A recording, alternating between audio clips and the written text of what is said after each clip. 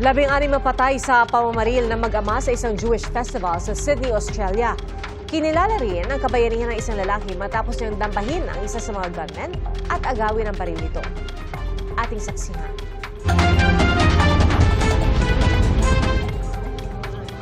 Nagkakasiyahan pa ang mga tawang ito sa Bondi Beach sa Sydney, Australia noong linggo.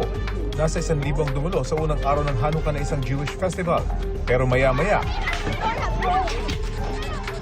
umalingaw-ngaw ang sunod-sunod na putok ng baril at sigawan. Napakaripas ng takbo ang mga tao. May mga nagtago sa tabi ng hagdan o kaya sa likod ng mga upuan. Pati ang mga sakay ng isang bus napayoko sa loob sa takot na matamaan ng bala.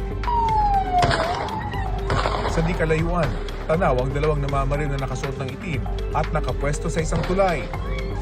Sa kuha ng drone, makikita na isa sa mga gunmen ang nakahilata na, habang ang isa nakikipagpatintero pa sa mga pulis hanggang sa mapahiga siya. Sa tala ng mga otoridad, 16 ang nasawi sa pamamaril, kabilang dito ang 50 anyos na suspect. Ito na ang pinakamalalang mass shooting sa Australia sa loob ng halos 30 taon. 4 naman ang sugatan at dinala sa ospital. Nagpapagaling din sa ospital ang isang residente na kinilalang si Ahmed Al-Ahmed. Itinuturing siyang bayani matapos niyang dambahin ang isa sa mga gunman at agawin ang baril nito. May tama sa braso at kamay si Al-Ahmed.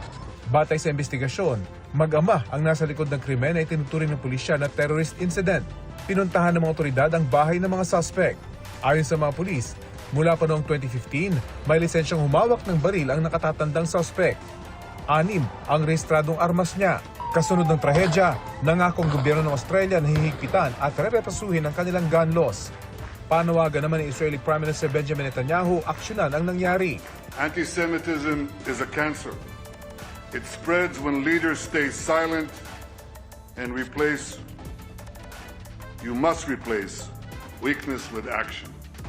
Lubos naman ang pagdadalamhati ng mga Hudyo sa iba't ibang panig ng mundo. Nag-ali ng mga bulaklak ang mga residente sa Australia. Nagkaroon naman ng candlelight vigil ang mga Israeli. Kinundi na rin ng ilang world leaders ang nangyaring mass shooting.